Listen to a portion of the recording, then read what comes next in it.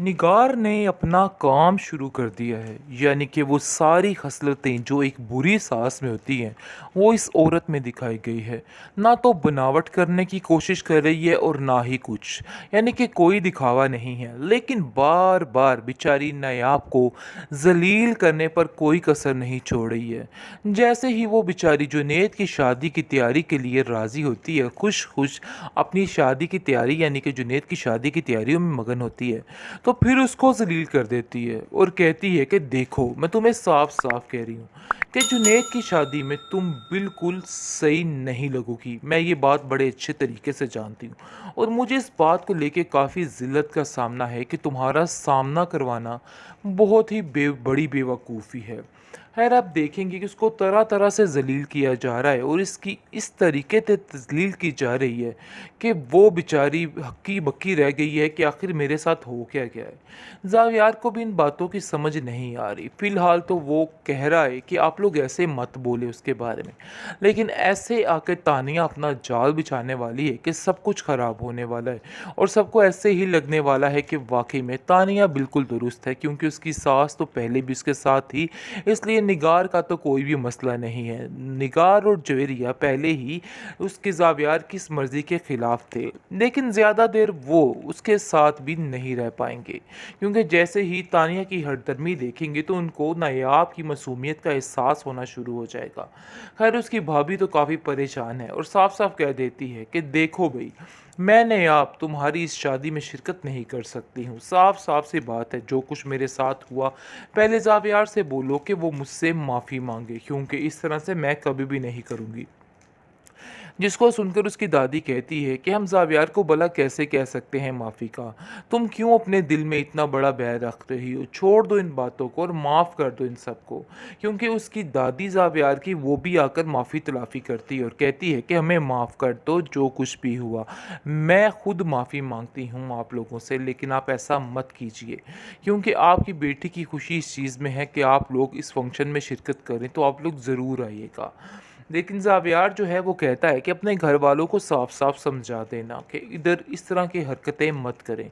जहाँ पर आए हैं जैसे हैं वहीं पे बैठे रहिएगा, वरना बहुत मसला बन जाएगा। जिसको सुनकर वो कहती है कि आखिर उन लोगों ने ऐसा क्या कर दिया जो आप लोगों को इतना बुरा लग रहा है?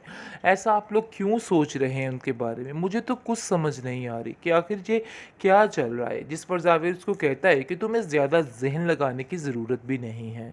हमारे घर का यही असूल है और यही असूल रहेगा, इसलिए इन सब बातों को बदलने की कोई भी ज़रूरत नहीं है। तुम्हें साफ साफ मैं कह देता हूँ कि अब तुम्हें सिर्फ़ और सिर्फ इस घर को लेके चलना है। अपनी उस पुरानी आदतों को बदल दो, क्योंकि जिस तरीके से उसको जलील किया जाता है जुनैद के फंक्शन में, वो बेचारी हैरान और परेशान हो जाती है कि आखिर मेरे साथ हुआ क्या है, और घर आकर जो ज़िल्लत उसको उठानी पड़ती है ये तो बस खुदा ही वाकिफ़ है। खैर, आप देखेंगे कि ज़ावियार को कहते हैं कि ज़ावियार, हमें बहुत ज़्यादा ज़िल्लत महसूस हुई। किन लोगों में तुमने रिश्ता कर लिया? तुमने कुछ तो सोच लिया होता, उन लोगों को कुछ तो स्टैंडर्ड होता, तुमने क्या कर दिया है? मुझे तो कुछ समझ नहीं आ रही। ज़ावियार आगे से कहता है कि आप फ़िक्र मत करें, ये चंद ही दिनों की बात है। मुझे यकीन है कि नयाब ठीक हो जाएगी और आहिस्ता आहिस्ता सब कुछ संभल जाएगा। इसलिए अभी उसको समझ नहीं आ रही, इसलिए वो पागलों सी हरकतें कर रही है, लेकिन फ़िक्र मत करें, मैं उसको आहिस्ता आहिस्ता समझाने की कोशिश करूँगा और मुझे यकीन है कि वो बिल्कुल ठीक हो जाएगी। आप उसकी टेंशन लेना बिल्कुल छोड़ दें। यानी कि वो काफ़ी ज़्यादा अपनी माँ को, अपने घर वालों को तसल्ली देता हुआ नज़र आ रहा है।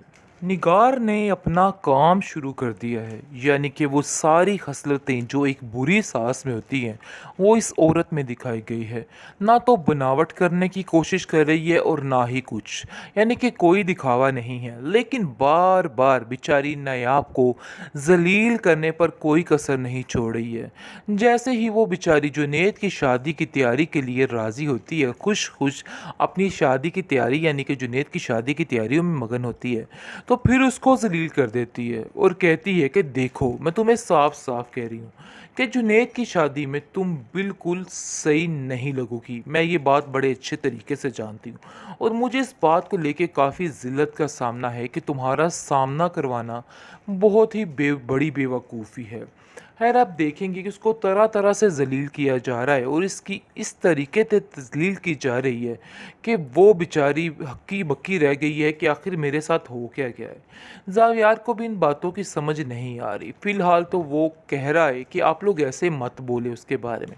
लेकिन ऐसे आके तानिया अपना जाल बिछाने वाली है कि सब कुछ ख़राब होने वाला है और सबको ऐसे ही लगने वाला है कि वाक़ई में तानिया बिल्कुल दुरुस्त है, क्योंकि उसकी सास तो पहले भी उसके साथ थी, इसलिए निगार का तो कोई भी मसला नहीं है। निगार और जवेरिया पहले ही उसके ज़ावियार की इस मर्ज़ी के ख़िलाफ़ थे, लेकिन ज़्यादा देर वो उसके साथ भी नहीं रह पाएँगे, क्योंकि जैसे ही तानिया की हरदर्मी देखेंगे तो उनको नायाब की मासूमियत का एहसास होना शुरू हो जाएगा। खैर उसकी भाभी तो काफ़ी परेशान है और साफ-साफ कह देती है कि देखो भई, मैं नायाब तुम्हारी इस शादी में शिरकत नहीं कर सकती हूँ। साफ-साफ सी बात है, जो कुछ मेरे साथ हुआ, पहले ज़ावियार से बोलो कि वो मुझसे माफ़ी माँगे, क्योंकि इस तरह से मैं कभी भी नहीं करूँगी। जिसको सुनकर उसकी दादी कहती है कि हम ज़ावियार को भला कैसे कह सकते हैं माफ़ी का? तुम क्यों अपने दिल में इतना बड़ा बैर रख रही हो? छोड़ दो इन बातों को और माफ़ कर दो इन सबको। क्योंकि उसकी दादी ज़ावियार की वो भी आकर माफ़ी तलाफ़ी करती है और कहती है कि हमें माफ़ कर दो जो कुछ भी हुआ।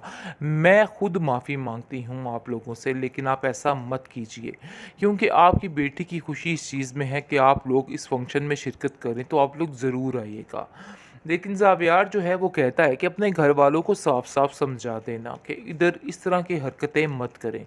जहाँ पर आए हैं, जैसे हैं, वहीं पे बैठे रहिएगा, वरना बहुत मसला बन जाएगा। जिसको सुनकर वो कहती है कि आखिर उन लोगों ने ऐसा क्या कर दिया जो आप लोगों को इतना बुरा लग रहा है? ऐसा आप लोग क्यों सोच रहे हैं उनके बारे में? मुझे तो कुछ समझ नहीं आ रही कि आखिर ये क्या चल रहा है? जिस पर ज़ाविर उसको कहता है कि तुम्हें ज़्यादा ज़हन लगाने की ज़रूरत भी नहीं है। हमारे घर का यही असूल है और यही असूल रहेगा। इसलिए इन सब बातों को बदलने की कोई भी ज़रूरत नहीं है। तुम्हें साफ-साफ मैं कह देता हूँ कि अब तुम्हें सिर्फ़ और सिर्फ़ इस घर को लेके चलना है। अपनी उस पुरानी आदतों को बदल दो। क्योंकि जिस तरीके से उसको ज़लील किया जाता है जुनैद के फ़ंक्शन में, वो बेचारी हैरान और परेशान हो जाती है कि आखिर मेरे साथ हुआ क्या है, और घर आकर जो ज़िल्लत उसको उठानी पड़ती है, ये तो बस खुदा ही वाकिफ़ है। खैर आप देखेंगे कि ज़ावियार को कहते हैं कि ज़ावियार, हमें बहुत ज़्यादा ज़िल्लत महसूस हुई। किन लोगों में तुमने रिश्ता कर लिया? तुमने कुछ तो सोच लिया होता, उन लोगों का कुछ तो स्टैंडर्ड होता, तुमने क्या कर दिया है? मुझे तो कुछ समझ नहीं आ रही। ज़ावियार आगे से कहता है कि आप फ़िक्र मत करें, ये चंद ही दिनों की बात है। मुझे यकीन है कि नायाब ठीक हो जाएगी और आहिस्ता-आहिस्ता सब कुछ सँभल जाएगा। इसलिए अभी इसको समझ नहीं आ रही, इसलिए वो पागलों सी हरकतें कर रही है। लेकिन फ़िक्र मत करें, मैं उसको आहिस्ता-आहिस्ता समझाने की कोशिश करूँगा और मुझे यकीन है कि वो बिल्कुल ठीक हो जाएगी। आप उसकी टेंशन लेना बिल्कुल छोड़ दें। यानी कि वो काफ़ी ज़्यादा अपनी माँ को, अपने घर वालों को तसल्ली देता हुआ नज़र आ रहा है।